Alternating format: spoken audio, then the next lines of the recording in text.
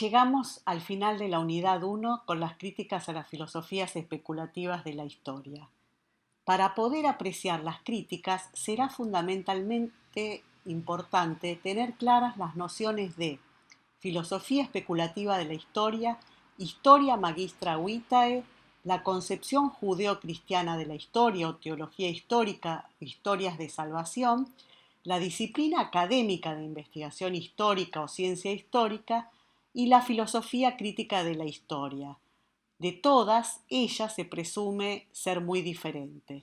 Estas diferencias estarán presentes en lo que sigue, ya sea para profundizarlas o disolverlas.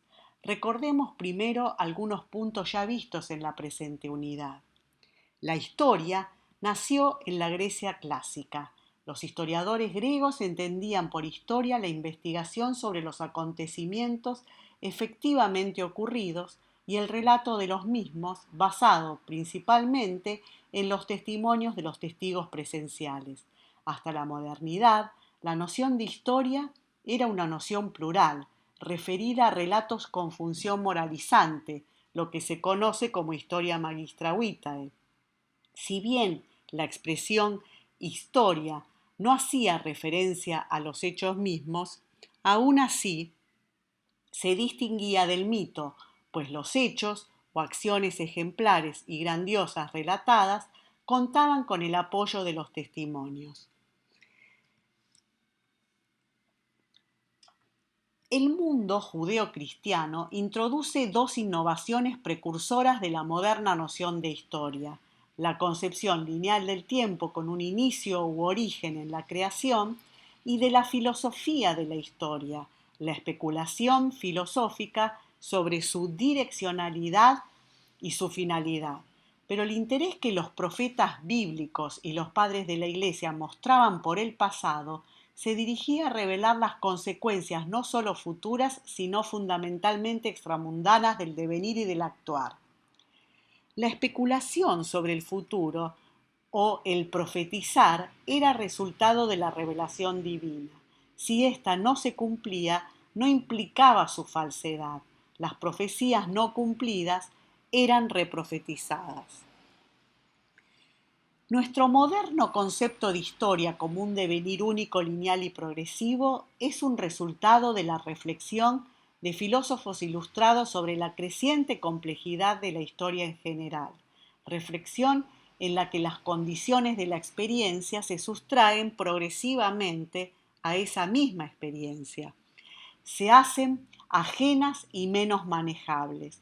Hasta la modernidad, la vida cotidiana y política era regida por una temporalidad más cercana a la naturaleza, pero en la modernidad asistimos a una aceleración del tiempo histórico. Nuestra experiencia de la historia misma se acelera.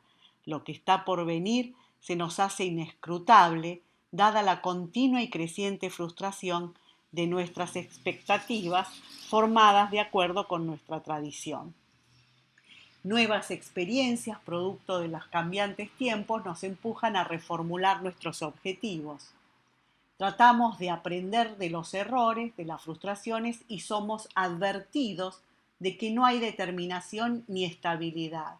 Podemos cambiar, corregir los errores y esperar a hacer las cosas de mejor manera la próxima vez. Ahora bien, la expresión filosofía de la historia, si ustedes recuerdan, aparece por primera vez en la segunda mitad del siglo XVIII en un discurso de Voltaire. La disciplina misma, en cambio, se encuentra ya delineada por primera vez en la obra del napolitano Giambattista Vico, Ciencia Nueva, en el siglo XVII. Ahora bien, parte importante de la unidad 1 fue recorrer, leyendo las mismas fuentes, con la mayor profundidad posible, las reflexiones de Kant en respuesta a Herder, las reflexiones de Hegel y las de la dupla Marx y Engels en torno al final de la historia. Ahora bien, en la primera mitad del siglo XX, en el contexto de las dos grandes guerras mundiales y sobre todo de los horrores del nazismo, se suscita todo tipo de críticas a la especulación por el fin de la historia. Reseñaremos brevemente tres de esas críticas. En un ya clásico escrito titulado ¿Tiene la historia algún significado?, el capítulo final de su obra La sociedad abierta y sus enemigos, el filósofo vienés Karl Popper responde contundentemente no. Es más, la historia de la humanidad o la historia universal, coligada por un significado, plano, finalidad, no existe. Si hubiera una historia concreta de la humanidad como un todo, tendría que ser absurdamente la historia de todos los hombres sin excepción, pues no existe ningún hombre más importante que otro. Pero esta historia concreta no puede escribirse. Escribir historia exige selección, abstracción y eliminación, y no hay una única manera de hacer eso, por lo cual debemos admitir un número indefinido de historias de toda suerte de aspectos de la vida humana. Y uno de ellos, uno solo de ellos, es la historia del poder político, que no obstante ha sido elevada a categoría de historia universal, cuando no es otra cosa, dice enojado Popper, la historia de la delincuencia internacional y del asesinato en masa, incluyendo, sin embargo, algunas de las tentativas para suprimirlo. Esta historia se enseña en las escuelas y se exalta a la jerarquía de héroes algunos de los mayores criminales del género humano. Popper se exilió en Inglaterra huyendo del nazismo, pero también sufrió una gran desilusión por las consecuencias totalitarias, según él, de los regímenes comunistas.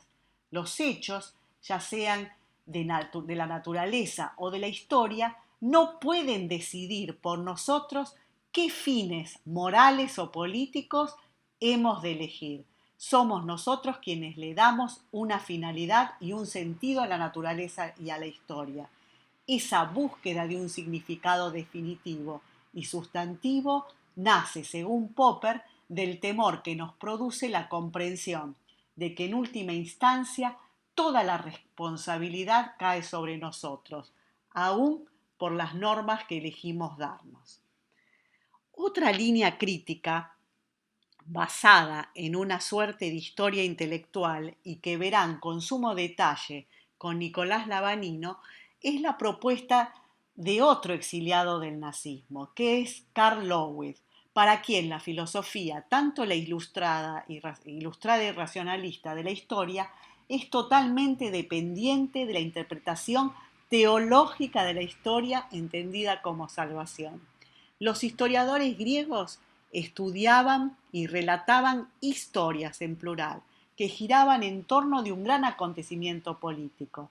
A partir de la profecía judía y la escatología cristiana, los padres de la Iglesia desarrollaron una teología de la historia, orientada hacia los sucesos suprahistóricos de la creación, encarnación, juicio final y redención.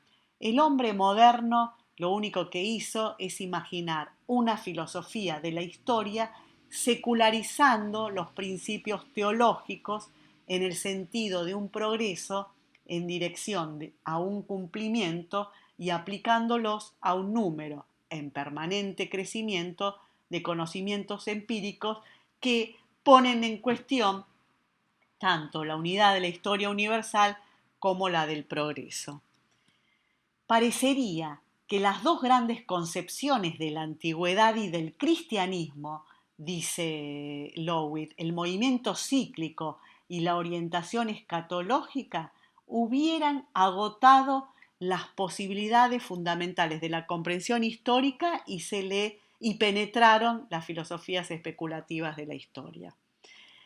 La última crítica que vamos a ver es la de Arthur Danto. Lo importante de estas tres críticas que yo selecciono es que comparten este rechazo y esta idea de secularización por parte de las filosofías especulativas de la historia.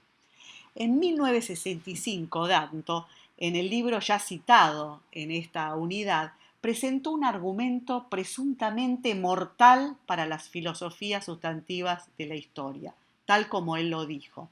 El error básico de estas especulaciones consiste en suponer que podemos escribir la historia de los sucesos antes de que los sucesos mismos hayan acaecido.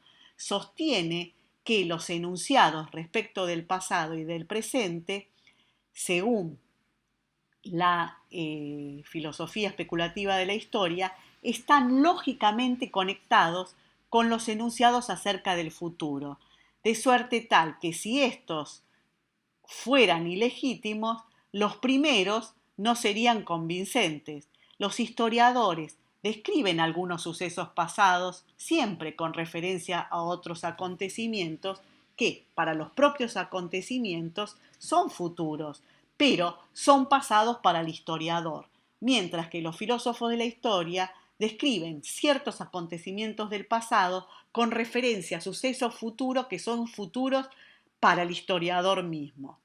Los relatos narrados por los historiadores no deben ser relativos meramente a su ubicación temporal, sino también a los intereses no históricos que tienen como seres humanos.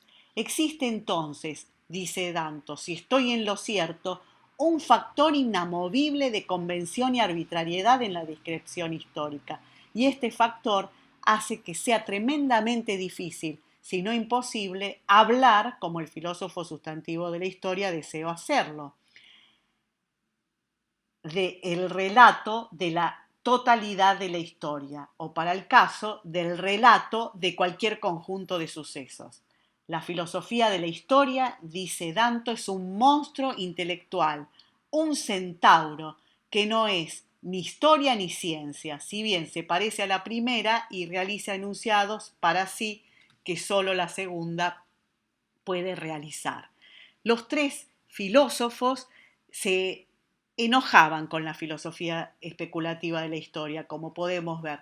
No obstante, Danto, en unas reflexiones posteriores en cuanto a la historia del arte y a la filosofía del arte, relata o se convierte, o no sé si rescata, su noción hegeliana de la historia para el caso de la historia de la filosofía del arte y del arte. Si bien el siglo XX se inició con un importante foco en la filosofía crítica de la historia, que analizaba las características de la investigación historiográfica académica y su relación con el campo científico disciplinar, las preocupaciones y planteos sobre el progreso, el sentido o el final nunca dejaron de ocupar las reflexiones de los filósofos.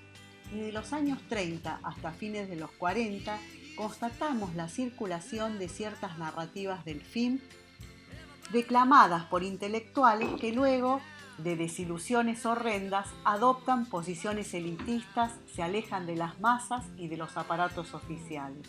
Así encontramos las obras de Henri de Man, Carl Schmitt, Walter Benjamin, Arnold Gehlen, Alexander Koayev, Theodor Adorno, Henri Lefebvre, Ernst Junger, etc., compartieron esa temprana esperanza de un derrocamiento del orden europeo y luego una desilusión y escepticismo por un cambio histórico radical. Ahora bien, ya llegados al final del siglo XX, a fines de los 80, vemos que la discusión toma un nuevo cariz ante la caída del muro de Berlín y del bloque comunista. Aparecen dos libros fundamentales contemporáneos, Post-Histoire, de Lutz Niethammer, y The End of History and the Last Man, de Francis Fukuyama, donde el tema del final, y más que del final, del sentido de la historia, de darle sentido a la historia, adquiere nueva vitalidad. En el caso de Lutz Niethammer, propone el pensamiento, la reflexión sobre el sentido de la historia, pero sentidos plurales, sentido plural, múltiples narrativas plurales, narrativas acotadas, situadas, relativas a la diversidad de grupos y colectivos y de movimientos sociales. Por su parte, Francis Fukuyama se pregunta por la realización del capitalismo y de la democracia occidental. En el caso de Fukuyama, el fracaso del socialismo real es un fracaso en cierta manera definitivo. Poco tiempo después, el historiador y teórico social, sociólogo Perry Anderson, inglés, hace una excelente crítica del libro de Fukuyama y del artículo